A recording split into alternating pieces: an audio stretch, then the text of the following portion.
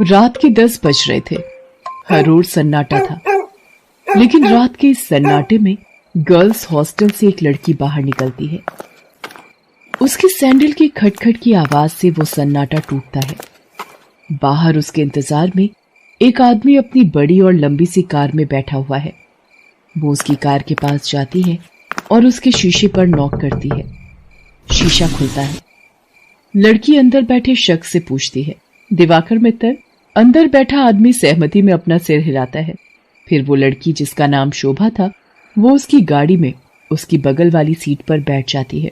दिवाकर मित्तल उसके चेहरे की ओर मुस्कुराकर देखता है और कहता है, जैसा सुना था वैसी ही हो तुम, बहुत तीखी, लाल मिर्च की तरह। दिवाकर मित्तल के पैर कार के एक्सीलेटर पर जाते हैं और पल भर में कार हवा से बातें करने लगती है। थोड़ी देर बाद वो कार शहर के एक सबसे बड़े 5 स्टार होटल में प्रवेश करती है। दिवाकर मित्तल पार्किंग में अपनी कार लगाता है और होटल के रिसेप्शन पर जाता है और अपनी प्री बुकिंग के बारे में बताता है। दिवाकर अपने रूम की चाबी लेता है और शोभा के साथ उस कमरे में जाता है। दिवाकर दरवाजा बंद करता है और शोभा से पूछता है, कुछ लोगी तुम, पीने या खाने में? आप जो भी मंगा लीजिए। दिवाकर होटल के कमरे में लगे फोन से रिसेप्शन पर कॉल करके अपना ऑर्डर देता है। थोड़ी देर में वेटर ऑर्डर लेकर आ जाता है। वे दोनों खाने के साथ साथ थोड़ा थोड़ा पीते भी हैं और फिर दिवाकर और शोभा एक दूसरे में खो जाते हैं। सुबह जब शोभा की नींद खुलती है तो दिवाकर वहां नहीं होता है। उसके तकिए के नीचे नोटों की गड्डी रखी होती है। वो गड्डी को उठाती है, फिर होटल के बाहर आती है। बाहर आकर वो एक कैब बुक करती है और उसमें बैठकर गर्ल्स हॉस्टल की ओर निकल जाती है। कैब वाला बीच बीच में उसे घूर कर देखता है तो शोभा को गुस्सा आ जाता है। क्या देख रहे हो? क्या देख रहे हो बार बार पीछे मुड़कर? आगे देखकर गाड़ी चलाओ, नहीं तो अभी तेरी कंपनी में फोन करूंगी, फिर सारा घूरना निकल जाएगा। कैब वाला शोभा की बातों से डर गया। शोभा कैब की खिड़की से बाहर देखती हुई जा रही थी और मन ही मन खुद से बातें कर रही थी। सब कुछ कितना फेक है ना यहाँ, सब कुछ। कौन आदमी कौन सा चेहरा लगाए घूम रहा है, किसी को पता नहीं है। मैं भी तो पिछले कई महीनों से एक नकली चेहरा लगाए घूम रही हूँ। सच कहूं तो घिन आती है मुझे उस चेहरे से, दम घुटता है मेरा। लेकिन अब इस चेहरे के बिना मैं रह भी तो नहीं सकती। ये कहानी है जमालपुर की रहने वाली शोभा की। शोभा शहर के एक हॉस्टल में रहती है और इंजीनियरिंग की पढ़ाई कर रही है। वो 8 महीने पहले ही शहर आई है। शोभा के पिता दीनदयाल उससे बहुत प्यार करते हैं। उसे अब भी याद है जब वो ट्रेन में बैठकर शहर आ रही थी तो। क्या बाबा, आप इस तरह बच्चों की तरह रोएंगे तो मैं शहर कैसे जाऊंगी? क्या कहूँ शोभा, 5 बरस की थी तू जब तेरी अम्मा तुझे गोद में डालकर हमेशा के लिए हम सबको छोड़कर चली गई। तब से तुझे ही देखकर जिया है। जानती हूँ बाबा। सोचा था कि एक बार ही तुझे विदा करूंगा जब तेरी शादी होगी, लेकिन शादी के पहले ही। ये कहकर दीनदयाल शोभा को गले लगाकर फिर से फूट फूट कर रोने लगा। ठीक है बाबा, मैं नहीं जाती हूँ शहर, यही रहती हूँ आपके पास। लेकिन आप ही तो हमेशा जिद करते हैं कि तुम्हें खूब पढ़ना है, बहुत बड़ा आदमी बनना है। अब आगे की पढ़ाई गांव में तो नहीं हो सकती, तभी तो मैं शहर जा रही हूँ। ठीक है, मैं ट्रेन से उतर जाती हूँ। उसी समय ट्रेन की सीटी बजी। दीनदयाल जल्दी से ट्रेन से उतरा। ट्रेन ने कुछ ही देर में रफ्तार पकड़ ली। शोभा ट्रेन से आगे निकलती गई और दीनदयाल पीछे छूटता गया। शहर में शोभा गर्ल्स हॉस्टल में रहने लगी और अपनी पढ़ाई करने लगी। उसकी रूम पार्टनर थी रेखा। रेखा का बैकग्राउंड भी शोभा की तरह ही था। उसके पिता नहीं थे। उसकी माँ दूसरों के खेतों में काम करती थी। बहुत कठिनाई से गुजर बसर होता था। एक दिन की बात है, शोभा कमरे की सफाई कर रही थी तो उसे रेखा के तकिए के नीचे से नोटों की गड्डी मिली। इतने सारे पैसे, ये यहाँ कैसे आए? रेखा उस समय नहा रही थी।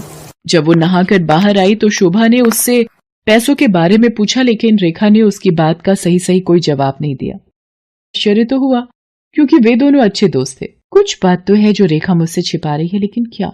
शोभा ने एक बात और नोटिस किया कि हफ्ते में 3-4 दिन रेखा रात को कहीं चली जाती थी और सुबह वापस आती थी। उसने इस बारे में भी रेखा से पूछा तो तू भी बिना मतलब जासूसी करती रहती है, तू अपने काम से काम रखना। मैं कहाँ जाती हूँ, क्यों जाती हूँ, हर चीज का हिसाब देना जरूरी है क्या? ये जरूरी तो नहीं, लेकिन कल को हॉस्टल की वार्डन को पता लग गया कि तुम रात रात भर बाहर रहती हो तो क्या होगा? तुझे पता है ना वो कितनी स्ट्रिक्ट है। तो उसकी फिक्र मत कर, मैं संभाल लूंगी उन्हें। धीरे धीरे शोभा ने रेखा की लाइफस्टाइल में बहुत तब्दीली देखी। वो महंगे से महंगे कपड़े और जूते खरीदती, लेटेस्ट मोबाइल फोन रखती, उसका जब जो मन करता वो करती। शोभा उसकी लाइफस्टाइल से बहुत प्रभावित हो गई। शोभा ने बचपन से अब तक गरीबी ही देखी थी, इसलिए उसका भी मन करता कि वो भी नए कपड़े खरीदे, महंगे मोबाइल रखे, उसका जो मन करे वो कर सके। रेखा देख, मैं तुझसे ये नहीं पूछने वाली कि तू ऐसी रईसों वाली लाइफस्टाइल कैसे जीती है, लेकिन मैं भी तेरी तरह जीना चाहती हूँ। मैं तंग आ गई हूँ एक एक पैसे के लिए तरसते हुए।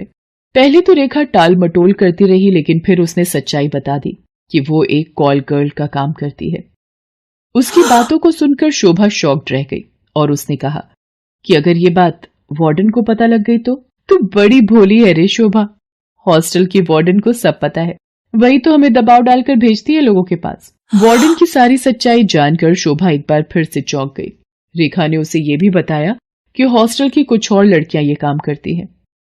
शोभा को ये सब सुनकर अजीब तो लगा, लेकिन बेहतर लाइफस्टाइल के चक्कर में वो अपने सम्मान का सौदा करने के लिए तैयार हो। मैं इस गंदे दलदल में फंस गई हूँ।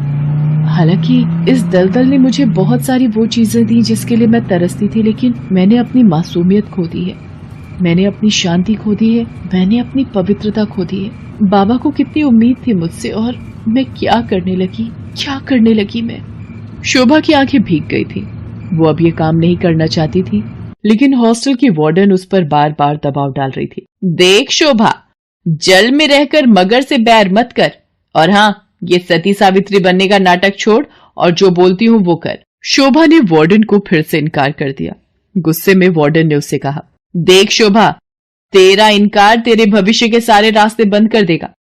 मेरी एक शिकायत पर कॉलेज से भी तुझे निकाल दिया जाएगा, और तुझे मैं इतना बदनाम करवा दूंगी कि इस शहर तो क्या, तू कहीं भी किसी को मुंह दिखाने के लायक नहीं रहेगी। शोभा उस रात हॉस्टल से निकली तो जरूर, लेकिन उसने कुछ तय कर लिया था।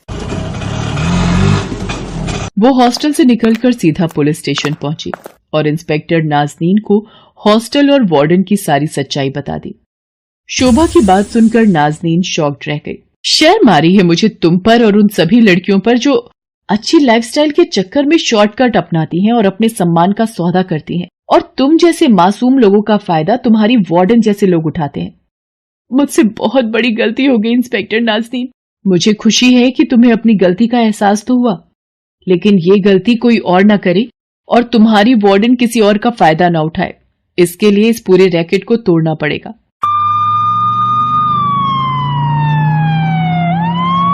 इंस्पेक्टर नाज़नीन ने वार्डन को गिरफ्तार कर लिया और उसे जेल भेज दिया।